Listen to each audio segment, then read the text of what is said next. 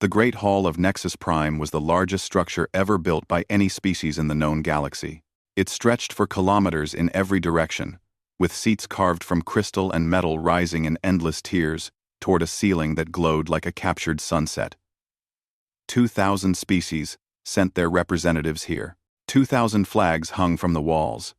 2,000 voices spoke in 2,000 languages, all translated instantly by machines that hummed beneath the floor. Ambassador Yuna stood at the human podium and looked out at this sea of alien faces. Some had scales. Some had feathers. Some had no faces at all. Just clusters of eyes or sensory organs that served the same purpose. She had spent 15 years learning to read these faces, to understand what a Corvani meant when their neck frills flattened, or what a Sulari intended when their lower eyes closed. She was good at her job. She believed in it. Today, she was asking the Galactic Forum to do something simple. She was asking them to be decent. "The Valen people are dying," she said. Her voice carried through the hall, translated into every language simultaneously. Not from war, not from disease, from greed. The Dreth Consortium has seized control of their trade routes. They have tripled the price of food imports. They have made it illegal for the Velan to seek other trading partners. This is not commerce. This is extortion. This is slow murder. She paused and let the words settle. In the section reserved for small species, the Velan delegation sat in their hover chairs, their insectoid bodies trembling. They were a gentle people. They had no army. They had no weapons. They had come to the stars, hoping to find friends. And instead, they had found the Dreth. "I am asking this forum to pass Resolution 7741, Yuna continued. This resolution would declare the Dreth blockade illegal. It would open Velan space to free trade. It would save millions of lives. She looked directly at the Dreth section, where Ambassador Grath sat, with his arms crossed over his massive chest. This is not a radical proposal. This is basic justice. I ask for your support. She stepped back from the podium. The hall was silent for a moment. Then Ambassador Grath rose to speak. The Dreth were large creatures, standing 3 meters tall, with thick gray skin and tusks that curved from their lower jaws. They had conquered 6 species before joining the forum, and they had joined only because conquest had become less profitable than trade. Grath was old even by Dreth standards, and he had spent his long life learning how to use rules as weapons. The human ambassador speaks of justice, Grath said, his voice rumbling through the hall. She does not speak of law. The Dreth Consortium has broken no laws. Our trade agreements with the Velan are legal. Our prices are legal. If the Velan cannot afford to eat, perhaps they should work harder. Laughter rippled through the sections controlled by the great powers. The Corvani hegemony and the Sulari Empire had their own reasons to keep the current system intact. They had their own small species to exploit. Grath smiled, showing his teeth. I move to table. Resolution 7741. For further study. Shall we say 5 years? More laughter. Yuna felt her hands tighten into fists at her sides. Seconded, called the Corvani representative. Seconded, echoed the Sulari. The forum's presiding officer, a being of pure energy contained in a crystalline shell, flickered with what might have been discomfort. The motion is made, and seconded. Resolution 7741 is tabled for 5 years. We will revisit the matter at that time. 5 years. Millions of Velan would starve in 5 years. Yuna stepped forward again. I request the right to speak. The human ambassador has already spoken, Grath said. I request the right to speak, Yuna repeated, her voice harder now. The presiding officer flickered again. The request is granted. Ambassador Yuna, you may speak. She looked out at the hall. At the great powers lounging in their comfortable seats. At the small species huddled in their sections, afraid to draw attention. At the Velan, who had stopped trembling and were now simply still, as if they had already accepted their fate. I have served this forum for 15 years, Yuna said. Before me, other humans served for 3 centuries. We came to the stars with hope. We believed that civilization meant something. We believed that when beings came together, they would choose to be better than they were alone. She shook her head slowly. We were wrong. Grath laughed. The human is upset. Perhaps she needs a moment to compose herself. I am composed, Yuna said. I am perfectly composed. I am simply finished pretending. The hall went quiet. This forum was founded on principles, Yuna continued. Justice, equality, protection for the weak. Those principles are carved into the walls of this very hall, and every day you spit on them. You use rules to strangle the helpless. You use procedure to delay justice until it becomes meaningless. You have turned this forum into a tool for the powerful to crush the powerless, and you have the audacity to call it civilization. You forget yourself, human, the Corvani representative snapped. No, Yuna said. I remember myself. That is the problem. She turned to look at her own delegation. Captain Tejo stood at the back, his uniform crisp, and his face unreadable. Advisor Jisoo sat with her tablet, recording everything. And Counselor Murray, the youngest of them, looked at Yuna with something like fear in her eyes. Yuna understood that fear. She felt it herself. What she was about to do could not be undone. I request a recess, she said. 1 hour. The presiding officer granted it. As the delegations began to disperse, Grath called out to Yuna. Running away to cry, human? She did not answer. She walked to the exit with her team following behind her. In the private chamber reserved for the human delegation, Yuna sealed the door and turned to face her people. There were 40 of them. Diplomats, aides, translators, security officers. They had given years of their lives to this work. They believed in it. You all heard what happened, Yuna said. You all know what it means. Tejo stepped forward. Are we doing this? Yuna looked at him. He was a soldier, not a diplomat. He had always thought the forum was a waste of time. But he had followed orders. He had kept the peace. He had waited. Yes, Yuna said. We are doing this. Jisoo closed her tablet. I will draft the statement. Make it clear, Yuna said. Make it final. Mirei's voice was small. Ambassador. If we leave. The Velan. I ambassador. I ambassador. The Velen will suffer, Yuna said. They are already suffering. The forum will not save them. The forum has never saved anyone. She looked at the young woman. But we might. Mirei did not understand. None of them did. Not fully. They had only seen humanity as diplomats. They had only known peace. Yuna turned to Tejo. Signal the fleet.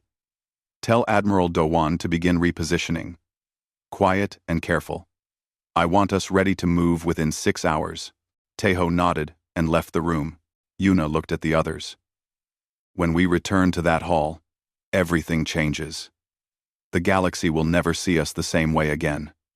She paused. I need to know that you understand.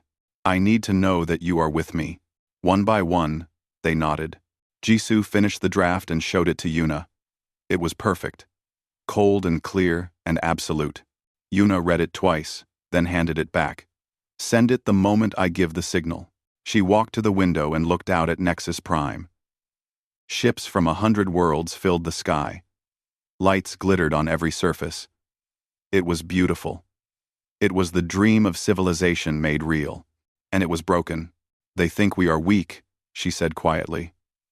They think kindness is weakness. They think patience is fear. She turned back to her team. They are about to learn otherwise. Crossed. Roundson. Continue 2000. Suntown. The hour passed. The human delegation did not return to the hall. The presiding officer called the session to order. The great hall filled with the sound of thousands of beings taking their seats, adjusting their translation devices, settling in for another long day of politics. The Dreth delegation was in good spirits. Ambassador Grath was telling a joke to his aides, something about humans and their emotions, and they were all laughing. Then someone noticed. The human section was empty. At first, no one thought much of it. Perhaps they were late. Perhaps they were still upset about the vote and needed more time. The presiding officer waited 5 minutes, then 10. Whispers began to spread through the hall. Where were the humans? A young Velenade tugged at his ambassador's sleeve and pointed at the human seats. The ambassador looked and felt a cold fear settle into his thorax. He had seen humans work for years. He had seen them fight for his people when no one else would. He had never seen them simply not show up. Something is wrong, the Velan ambassador said. At that moment, every screen in the great hall flickered. Every translation device clicked. And every being in that massive chamber heard the same voice at the same time. This is Ambassador Yuna of Earth, speaking on behalf of the United Human Colonies. Grath stopped laughing. He turned to look at the main screen, where Yuna's face now appeared. She was not in the forum hall. She was on a ship. Behind her, through a window, stars were moving. 300 years ago, humanity joined the Galactic Forum, Yuna said. We came with hope. We came with open hands. We believed that the great community of civilizations would be just that, a community. A place where the strong protected the weak, where law meant justice, where the word civilization actually meant something. She paused. Her face was calm, but there was something in her eyes that made Grath shift in his seat. We were naive. Yuna continued. We watched as the powerful exploited the helpless. We watched as rules were twisted into weapons. We watched as species starved and died while this forum debated procedure. And we kept hoping. We kept believing that if we worked hard enough, if we were patient enough, if we showed you a better way, you would choose it. 4. The hall was completely silent now. 2,000 species held their breath. Today, you tabled a resolution that would have saved millions of lives. You did it to protect profits. You did it because you could. You did it while laughing. Yuna's voice did not rise, but somehow, it became heavier. We are not laughing. She straightened slightly. Effective immediately, Earth and all United Human Colonies withdraw from the Galactic Forum. We sever all treaties, all trade agreements, all mutual defense pacts. We close our borders. We recall our diplomats, our merchants, our aid workers. As of this moment, humanity is no longer part of your community. The words hit the hall like a physical force. Beings gasped. Some stood up. The Velan ambassador made a sound like a sob. This is not a negotiation, Yuna said. This is not a protest. This is a final decision. You have shown us who you are. We believe you. The screen flickered and went dark. For a long moment, no one moved. Then chaos erupted. The Velan delegation was weeping. Their insectoid bodies shook with grief, and the sounds they made were terrible to hear. The humans had been their only friends. The humans had been the only ones who cared. Now, they were gone. And the Velan were alone with the Dreth. Smaller species throughout the hall were panicking. They crowded the aisles, trying to reach their communication devices, trying to contact their homeworlds. The humans had been the balance. The humans had kept the great powers in check just by being present. Without them, there was nothing to stop the Dreth, the Corvani, the Sulari, from doing whatever they wanted. Grath stood at his podium and tried to restore order. Silence, he roared. This is nothing. The humans are throwing a tantrum. They will be back in a week, begging for forgiveness. Will they? The voice came from the Sulari section. Ambassador Keitha rose to her feet, her silver scales catching the light. Are you certain of that, Grath? Of course I am certain. They are humans. They are soft. They do not have the stomach for isolation. Perhaps, Keitha turned to her aides, get me everything we have on human military capabilities. Now. Grath laughed. Military? The humans have no military worth mentioning. They have a few ships for patrol and rescue. They have never fought a war in space. That is what concerns me, Keitha said quietly. They have been here for 300 years. They have made no enemies. They have started no conflicts. Why? Because they are weak, or because they have never needed to show their strength. Keitha looked at the empty human section. I want to know which one it is. Create. I want to know. Create. Across the hall, the Corvani hegemony was having its own discussions. Lord Vorn, the senior representative, was speaking urgently with his military attaché. How much do we know about their fleet? Vorn demanded. Very little, my lord. Humans have always been private about their defenses. Find out. Use every asset we have. I want numbers, positions, capabilities, everything. Yes, my lord. But what? The attaché hesitated. We have tried before, my lord. Our spies. They do not come back. Or they come back and refuse to speak about what they saw. One agent returned last year and resigned from service the next day. He said only that he had seen enough. Vorn felt a chill run down his spine. Find out anyway. Whatever it takes. In the small species sections, a different kind of conversation was happening. The Velen ambassador had stopped weeping. He was talking to representatives from a dozen other minor species, all of them gathered in a tight cluster. We must reach them, the Velan ambassador said. We must ask them to reconsider. How? Asked a representative from the Tomai, a species of small mammalian beings. They have closed their borders. They are not taking communications. Then we send a ship. We go to them in person. And say what? They left because of us. Because the Forum would not help us. What can we possibly say? The Velan ambassador had no answer. On the human flagship, now several light years from Nexus Prime and accelerating toward Earth, Ambassador Yuna stood in the observation lounge and watched the stars blur past. Captain Tejo stood beside her. It is done, he said. Yes. How do you feel? Yuna considered the question. Tired. And angry. And she searched for the word. Free. I feel free. Tejo nodded. He understood. For 3 centuries, humans had bent themselves into knots, trying to work within the Forum's broken system. They had compromised. They had waited. They had swallowed their pride again and again, always hoping that patience would be rewarded. It never was. The Velen will suffer, Yuna said. The small species will suffer. That weighs on me. No. No. No. It was not our doing. No. But it will be our responsibility to fix it. She turned to look at him. Are the fleets in position? Admiral Dowan reports that all units have reached their designated coordinates. We are ready. Ready for what, though? Yuna smiled, but there was no humor in it. We have never done this before. We have never shown them what we can do. Then it is time they learned. Advisor Jisoo entered the lounge with her ever-present tablet.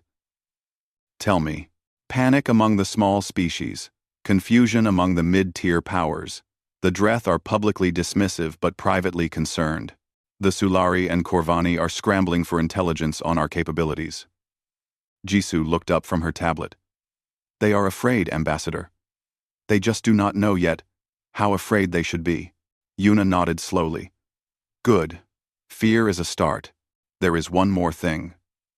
Counselor Mireille has requested permission to remain behind. Yuna frowned. Remain where? On Nexus Station. As a private citizen, not a diplomat.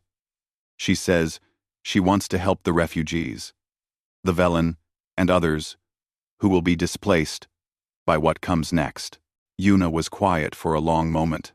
Mireille was young and idealistic. She still believed in the good in people. Yuna had believed that once too.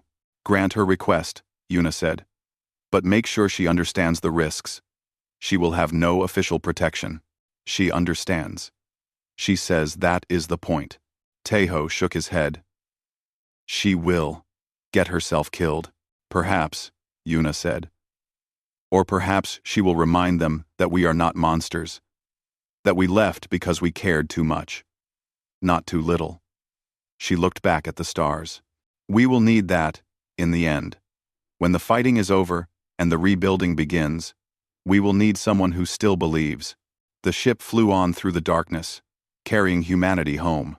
Behind them, the galaxy trembled, and in the great hall of Nexus Prime, 2,000 species looked at the empty human seats and began to understand that everything had changed. 3 months passed, and the galaxy began to fall apart. It started slowly. A trade dispute here. A border conflict there. Small things that would have been resolved in hours when humans were present. But humans were gone, and there was no one left to mediate. The Torvani and the Hesk had been arguing over mining rights in a shared asteroid belt for decades. Humans had always kept the peace, finding compromises that both sides could accept. Without them, the arguments became threats. The threats became shots fired. Within 6 weeks, 3 Torvani ships were destroyed, and the Hesk had claimed the entire belt. The Forum did nothing. Trade routes that humans had guaranteed fell into chaos.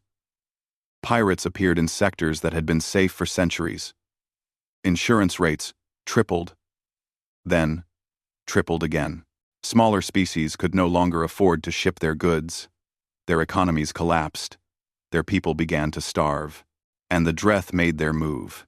Ambassador Grath announced that the Dreth Consortium was adjusting its trade agreements with the Velan. The adjustments were simple.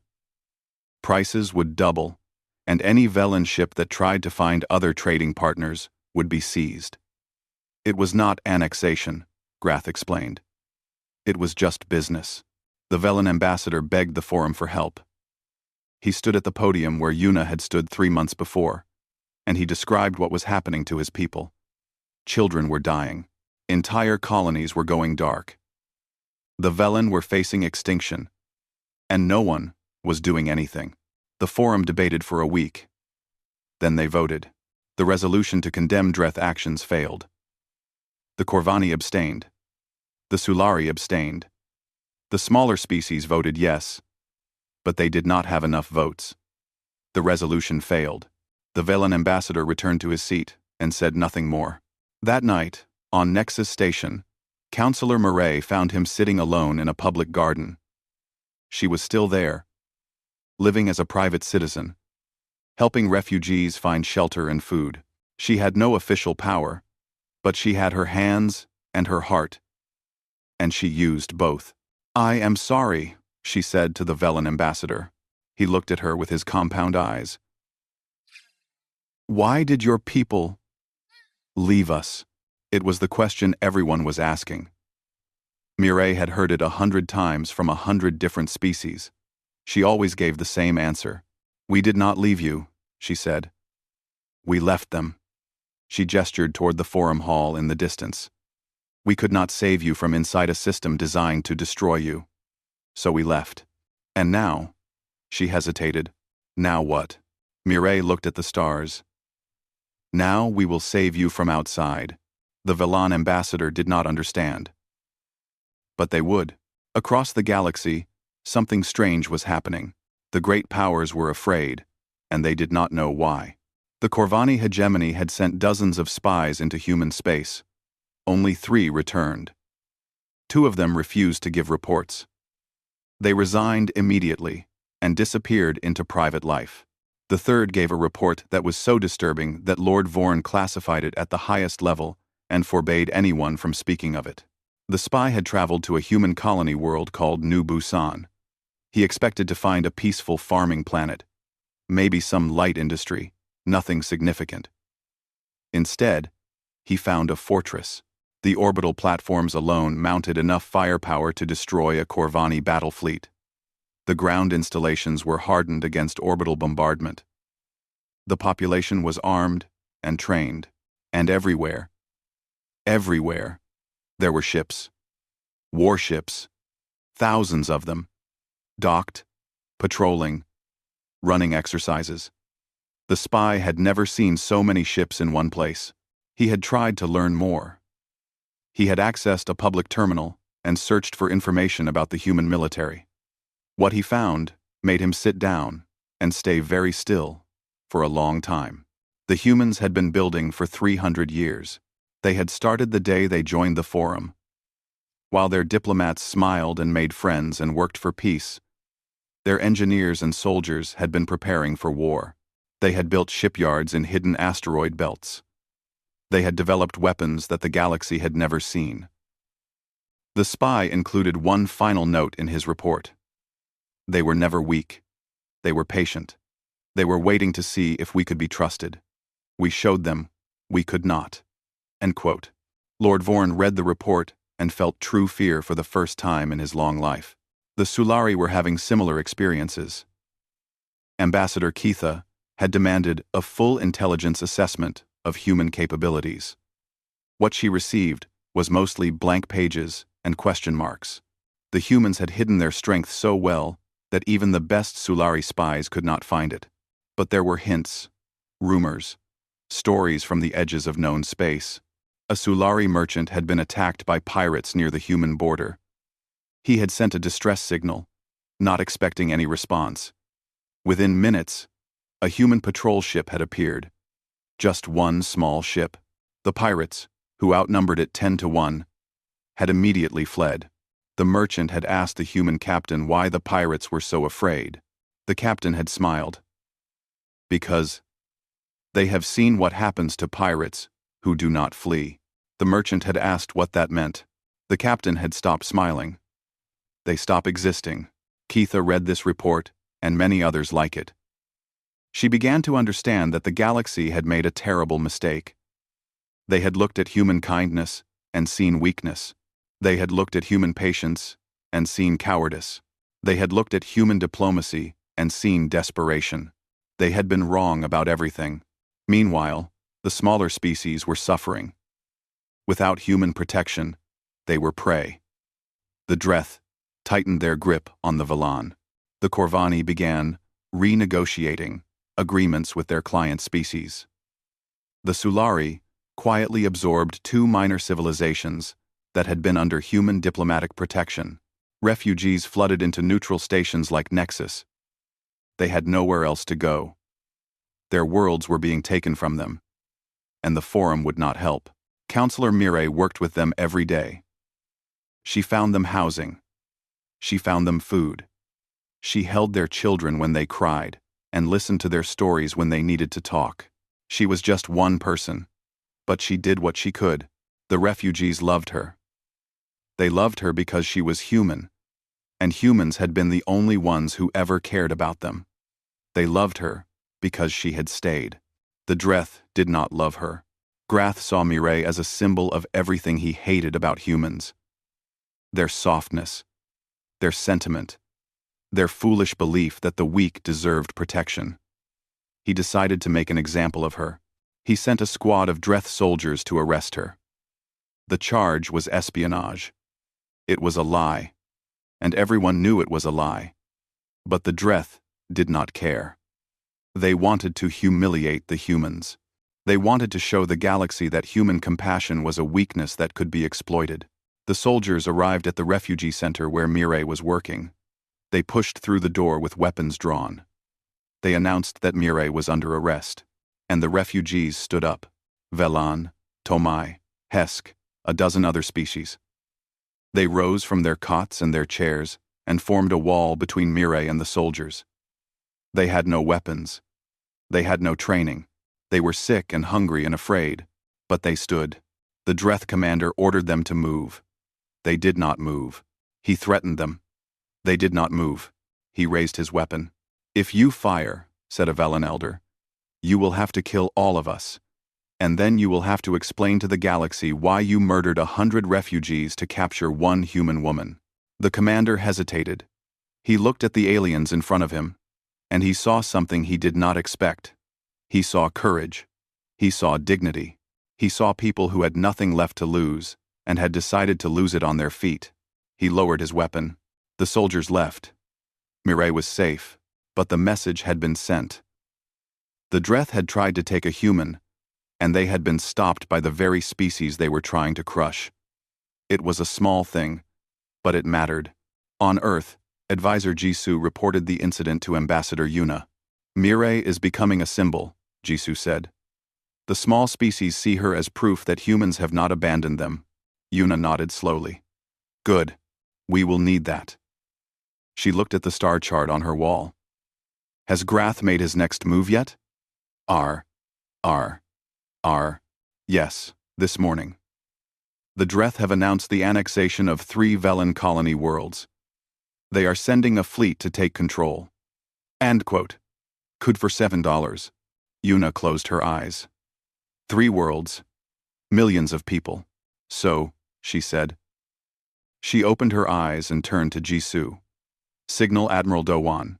Tell him to move the first fleet to Velen space. Full combat readiness. Jisoo nodded and left. Yuna stood alone in her office.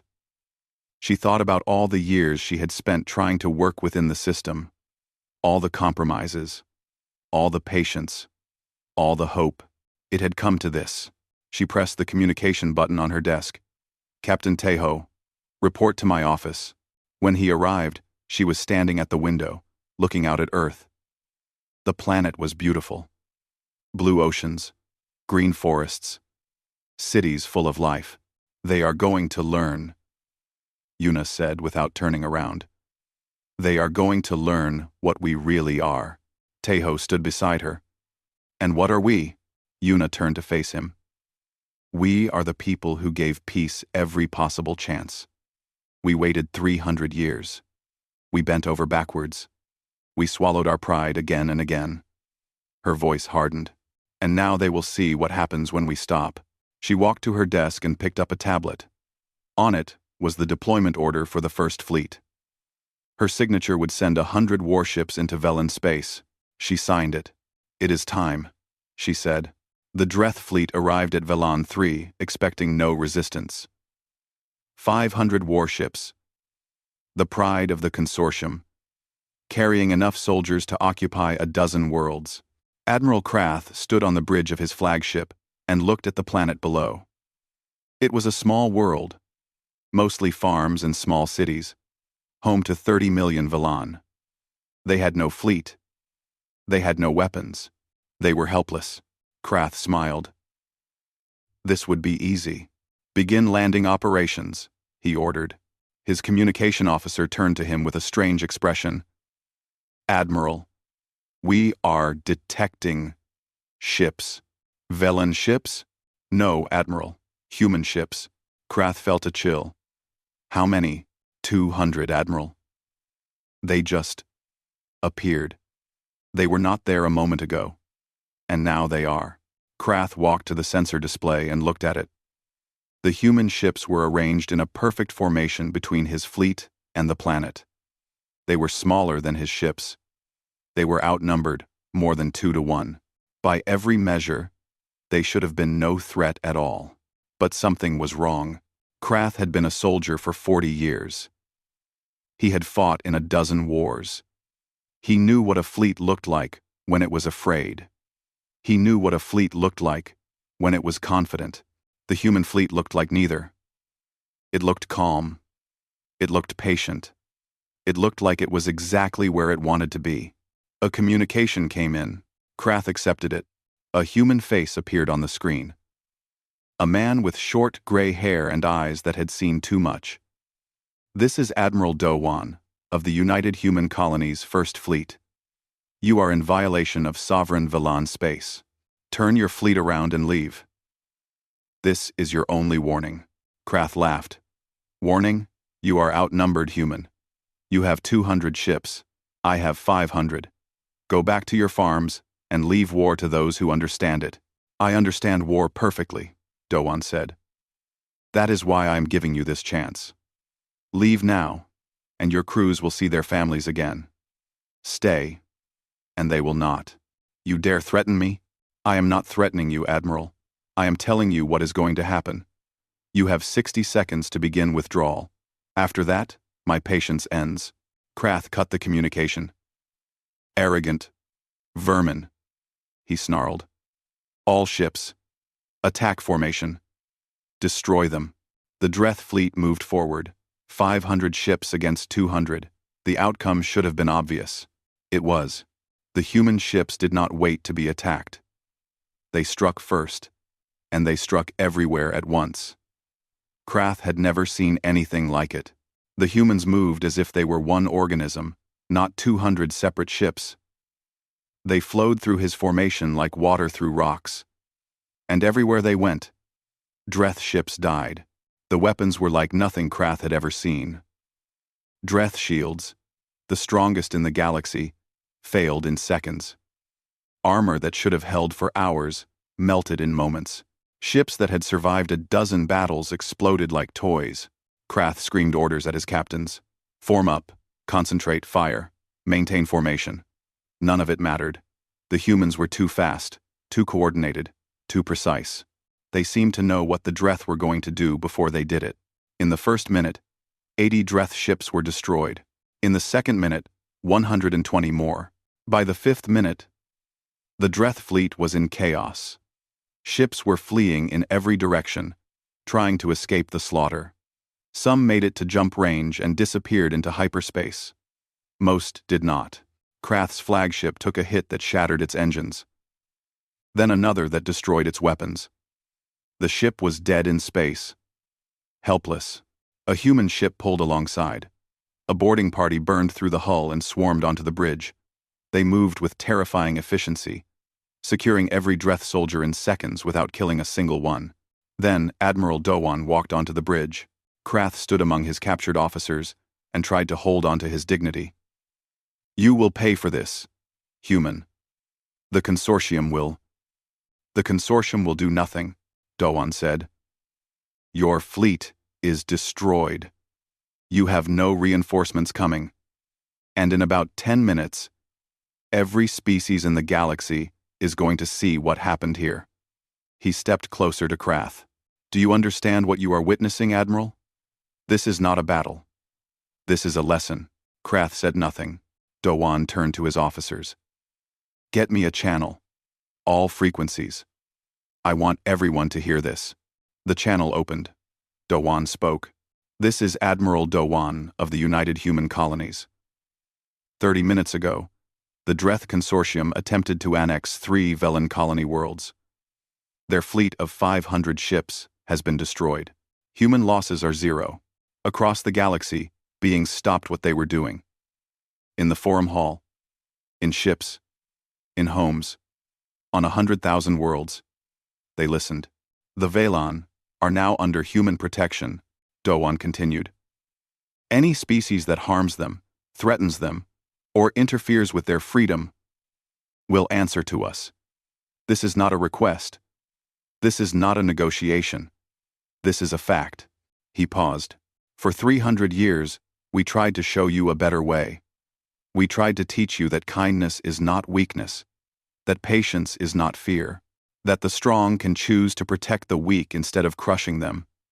You did not listen. So now we will teach you another way. His voice hardened. If you are a great power that preys on the helpless, we are coming for you. If you are a small species that needs protection, we will protect you. The rules have changed. We have changed them. And if you do not like the new rules, he smiled, but there was no warmth in it. Try to stop us. The transmission ended. The galaxy was silent. On Nexus Station, Counselor Mireille watched the broadcast with hundreds of refugees. When it ended, the Velen elder, who had stood against the Dreth soldiers, turned to her. Your people, he said. They were always this strong? Yes, Mireille said. Then why did they hide it? Why did they let us suffer? Mireille thought about the question. She thought about all the years humans had spent trying to work within the system. All the patience, all the hope. Because they wanted you to be strong too, she said. They wanted the galaxy to choose to be better. They did not want to force it. She looked at the screen, where the image of Dowan's fleet was still displayed. But you did not choose. So now they will. In the Forum Hall, the reaction was chaos. The Dreth delegation was screaming for war. The Sulari and Corvani were silent, their faces pale. The small species were weeping with relief and joy. Ambassador Grath stormed to the central podium. "This is an act of war. The Forum must respond. We must unite against this human aggression." He called for a vote. The motion to declare war on humanity failed. It was not even close. Half the Forum abstained. Many smaller species voted no. Some even applauded when the results were announced. Grath stood alone at the podium, and for the first time in his long life, he felt afraid. On Earth, Advisor Jisoo brought the news to Ambassador Yuna. The Velan were saved. The Dreth were humiliated. The galaxy was watching. "What happens now?" Jisoo asked. Yuna looked at the reports coming in from across known space. Small species were sending messages to humanity, begging for protection. Great powers were demanding negotiations. The entire order of the galaxy was shifting. "Now they come to us," Yuna said. "They want to talk? Fine. But this time, they come to Earth. They come to our home, and they listen to our terms." Jisoo nodded. "I will prepare the invitations." "Not invitations," Yuna said. "Summons. They have earned nothing from us. If they want peace, they will come and ask for it." Jisoo left. Yuna walked to her window and looked out at the sky.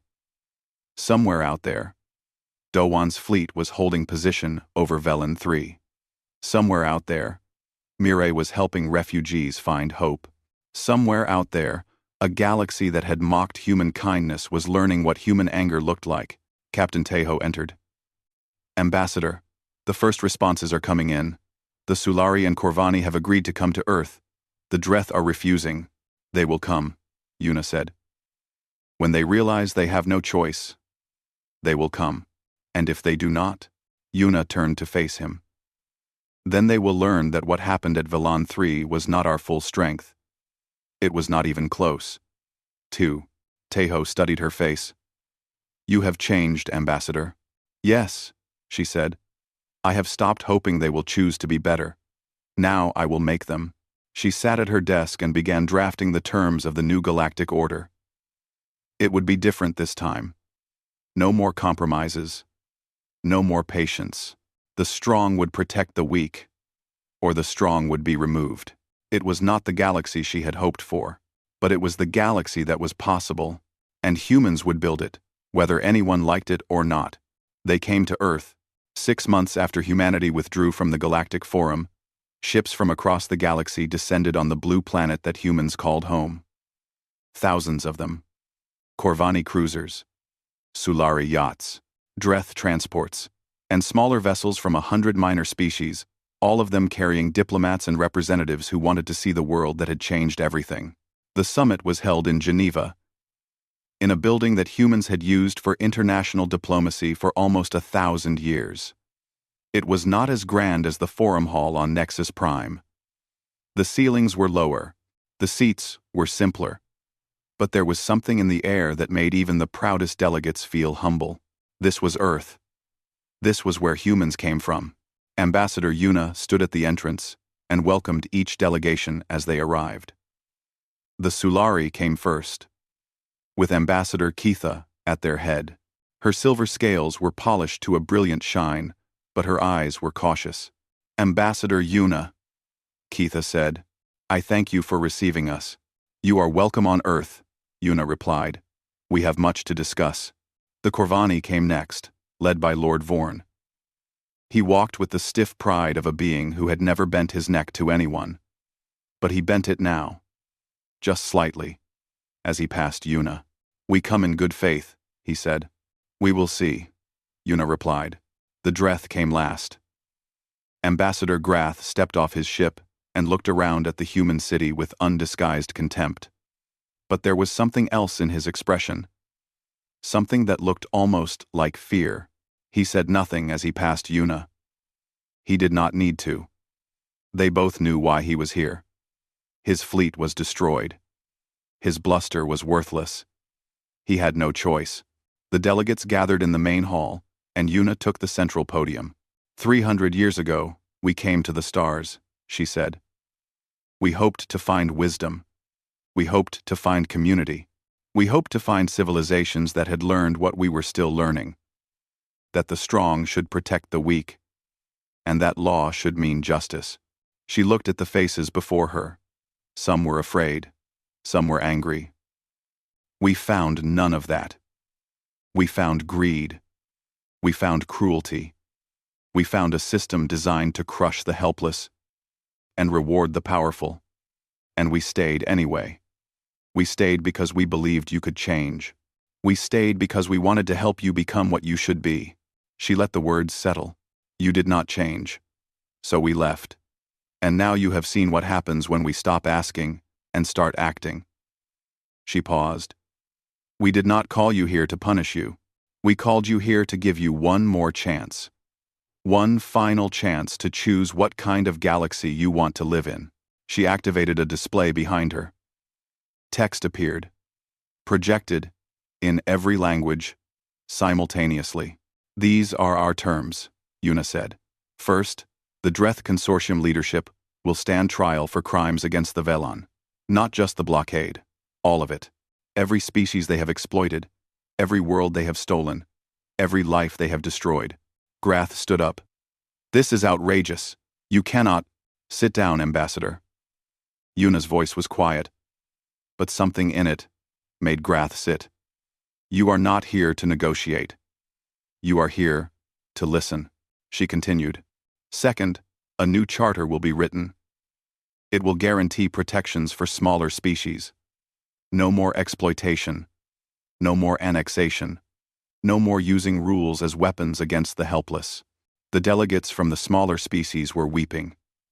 They had waited so long. They had suffered so much.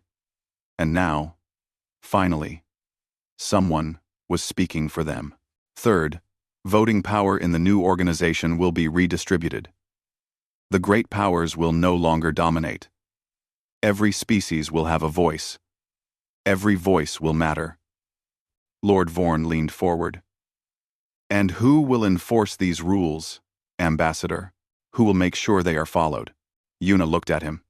We will. And if we refuse, then you will learn what the Dreth learned at Velon 3. We did not use our full strength there, Lord Vorn. We did not use a tenth of it. If you force us to use more. She let the silence speak. Vorn sat back. He did not ask again. Una looked at Ambassador Keitha. The Sulari Empire. Do you accept these terms? Keitha was silent for a long moment. Then she nodded. We accept. The Corvani hegemony? Vorn looked at his aides. He looked at the human guards standing at every door.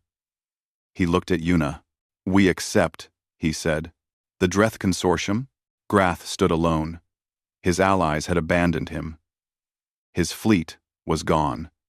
His pride was all he had left. And it was worthless. You will regret this, human, he said.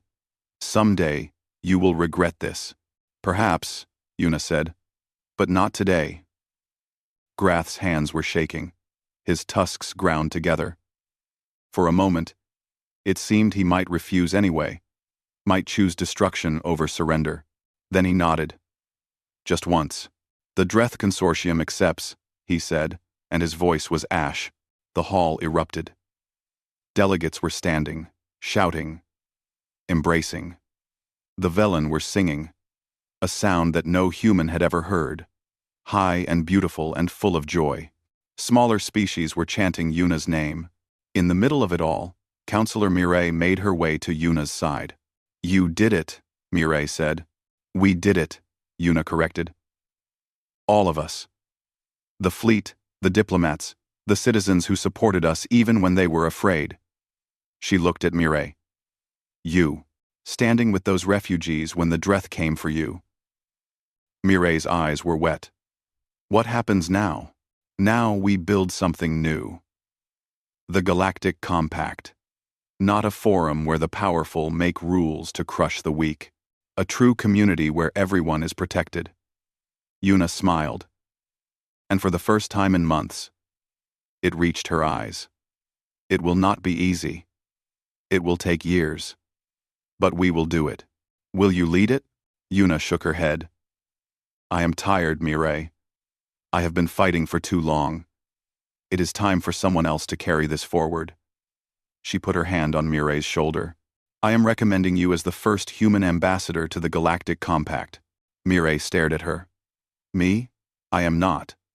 I do not have the experience. You have something better. You still believe. You stayed behind when we left. You helped the refugees when no one else would. You stood against the Dreth with nothing but your own courage. Yuna squeezed her shoulder. The galaxy needs someone who believes it can be better. That is you. Yuna. Yuna. Mireille was silent for a long moment. Then she nodded. I will try, she said. That is all any of us can do. The summit lasted 3 more days. The details were hammered out. The charter was written. The new organization was born. And when it was done, the delegates returned to their ships and their worlds, carrying news of what had happened on Earth. The galaxy had changed. Years passed. The Galactic Compact grew. It was not perfect. There were still disputes, still conflicts, still beings who tried to exploit others. But now, there was something to stop them. Now there was a force that protected the weak and held the strong accountable. Humanity did not rule the Compact. They did not want to. They served as guardians, as protectors, as the ones who would act when action was needed. They hoped they would not be needed often. They hoped the galaxy would learn to police itself. Sometimes it did. Sometimes it did not. But the direction was right. The arc was bending. Ambassador Mireille served for 30 years. She was patient and kind and firm, just like Yuna had been. She believed in the good in people, and she helped them find it. When she retired, she was beloved by 100 species. She returned to Earth and found Yuna in a garden, old now, her hair white, her hands still. I came to report, Mireille said. The Compact is strong. The Charter is holding. The Valon have rebuilt their world. It is good, Ambassador. It is what you hoped for. Yuna smiled. Not Ambassador anymore, just Yuna. Just Yuna. Mireille sat beside her. Do you think we did the right thing? Leaving the forum? Using our strength? Yuna was quiet for a moment. She watched children playing in the garden, human and alien together, laughing. I think we did the necessary thing, she said. We gave them every chance to be better. We waited 300 years, and when they showed us they would not change, we changed them ourselves. She looked at Mireille. Was it right? I do not know. But look at them. She nodded toward the children. They will never know what it was like before. They will never know the fear the small species felt, the cruelty the great powers inflicted. They will grow up in a galaxy where kindness is strength and justice is real. They will think it was always this way. Mireille watched the children. A young Valan was teaching a human girl to climb a tree. A Tomai boy was showing his friends a trick with a ball. They were laughing. They were happy. Maybe that is enough, Mireille said. Maybe it is, Yuna agreed. They sat together in the garden as the sun set over Earth. Somewhere out there, the stars were shining. Somewhere out there, the Compact was holding the peace. Somewhere out there, a galaxy that had once mocked human kindness was learning to practice it. It had taken a long time. The humans had shown the galaxy who they were, and the galaxy was better for it. Yuna closed her eyes and listened to the children laughing. For the first time in a very long time, she felt at peace. This was what they had fought for. This was what it meant to be human.